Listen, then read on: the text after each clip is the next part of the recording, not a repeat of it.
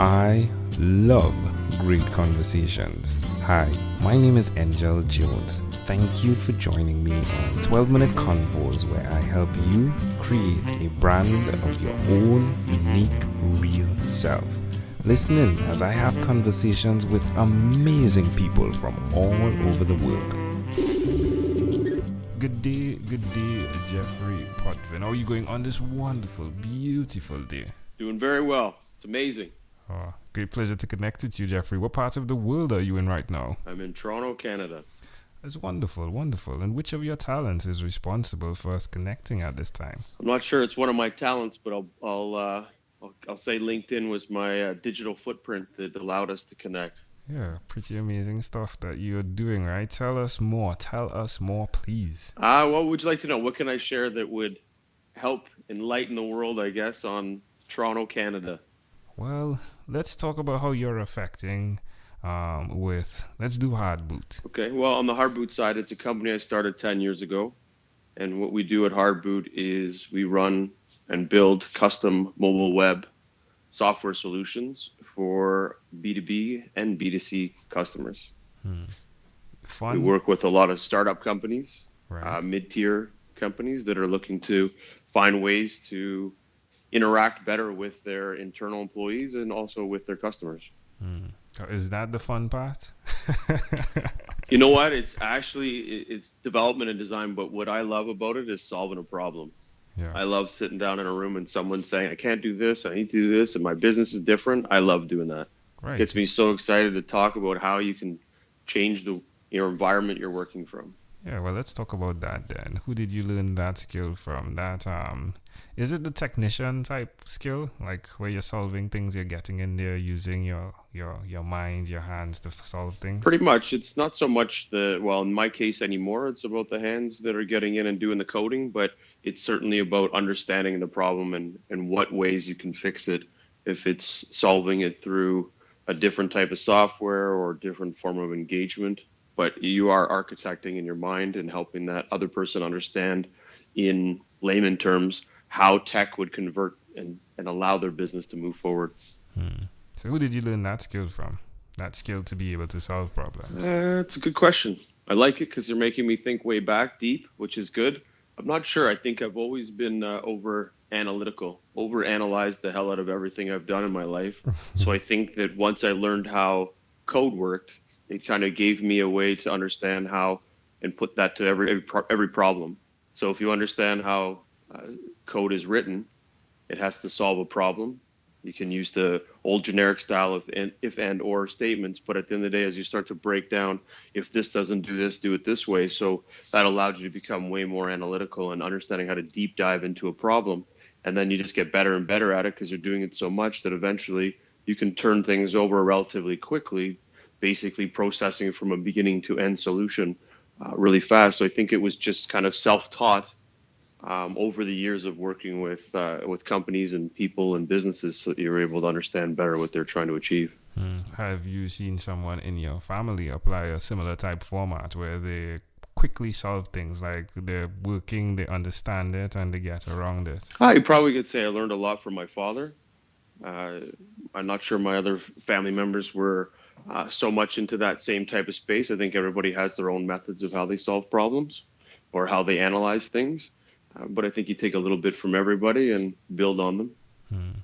So you've been doing this for quite a bit. Why will you continue to repeat the skill? Well, I have been doing it since I was a kid. And actually, it's interesting that over the last few years, we created a new brand called OPN, or Open People Network, where we work with startups and we help them get better situated for raising money to grow their business, and not even realizing it. But with this skill that I've been utilizing for the last 20, 30 years, it's actually became more impactful in what I do in working with startups, because you're able to analyze their business regardless if it's a product, a software, a service, whatever it might be, and you can understand where their deficiencies or where their improvements are, or how you can help solve a problem quicker, so you can understand how their business works. And again, it doesn't matter what space it's in.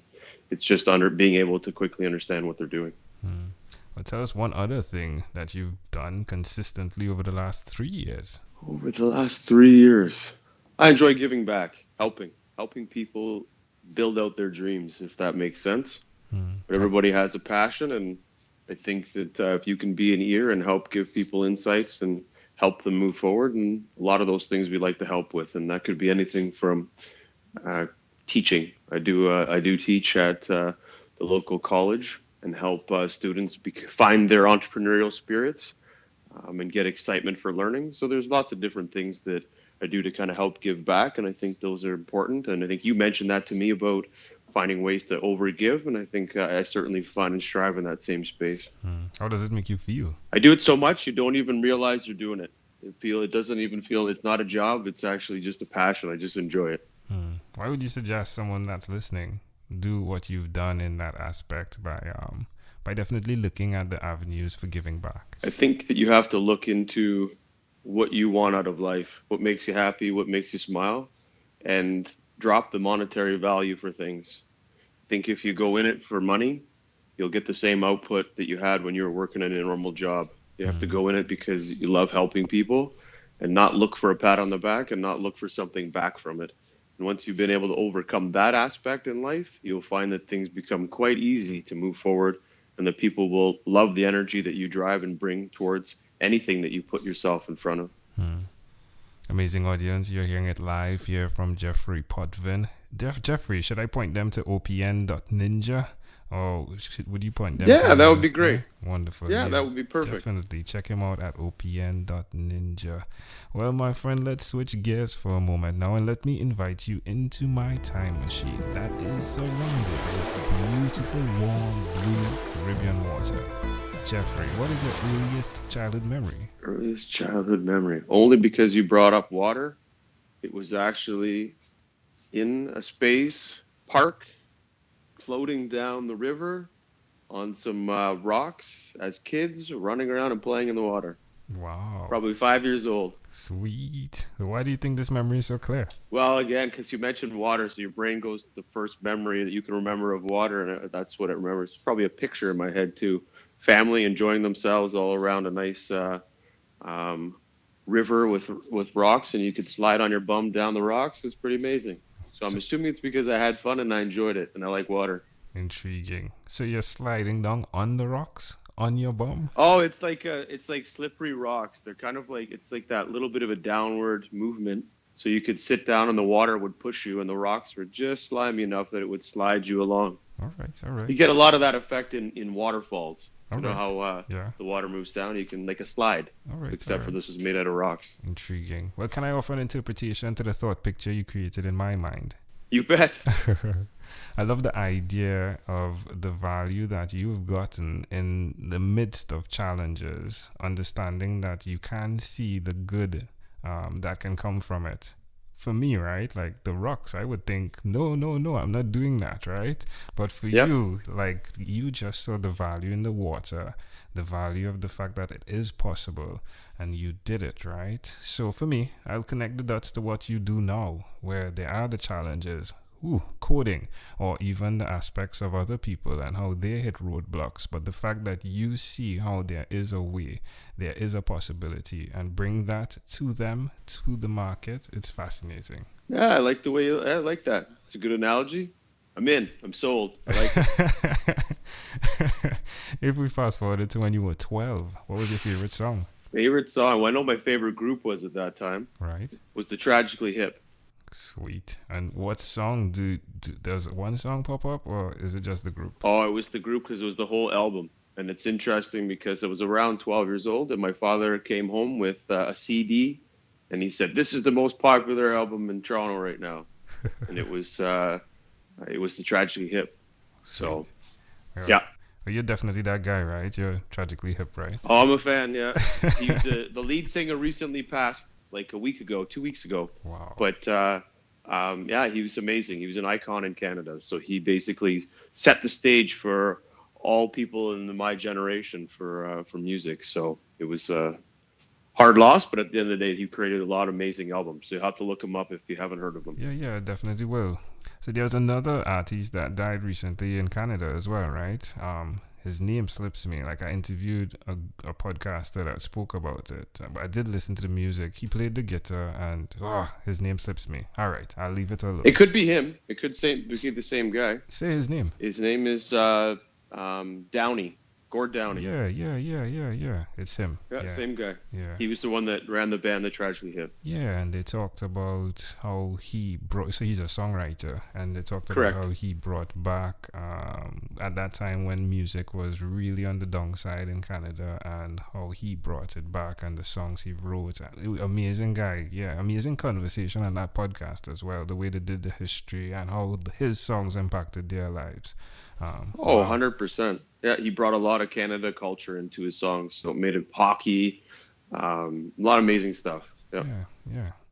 Wow, that was only last week. It felt as though I've been here. Maybe months. it was a month ago. Okay, it cool. Seems like it was Sooner than later, but I'm sure we look it up and it'll be like 2 months ago, but it was relatively new. So yeah, most definitely. All right, my friend. Well, we've arrived at our destination, but before we get off of this time machine, there is a small declaration form, so it's yes or no, possibly a bit more. We're going to move pretty quickly here. Are you ready, Jeffrey? Yes. Jeffrey, have you chosen someone to pass on your skills to? Every day I learn from everybody, and at the same time I hope that I'm sharing as much of what I know to those people as well. Are you married? I'm not. Do you have children?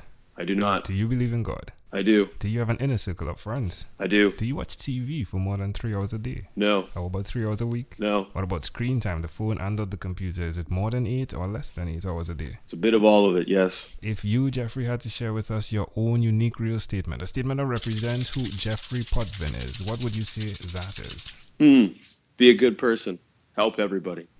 Jeffery Potvin, this was a great pleasure. Before you leave, is there anything else you'd like to share with our amazing audience? Look towards the future. It's pretty bright. You just got to head there. Bring somebody with you. I love that. Bring somebody with you. Jeffery Potvin, this was a great pleasure. Thank you for being on What is Inspired by 12-Minute Convos with Angel Jones. Thank you very much. Thank you for being on 12-Minute Convos with Angel Jones. Stay tuned for more from our advertisers. Diabetes is a mountain pandemic. It's a disease that's not acute but chronic. Similar to this rhyming method, I have simplified the definition, the signs and symptoms, and the complications of diabetes for both adults and children in my books, Poems for Patients, A Focus on Diabetes, and The ABCs of Diabetes for Children. These books are available on Amazon.com, and for more information, you can visit my website, poemsbyaj.com. That's poemsbyaj.com.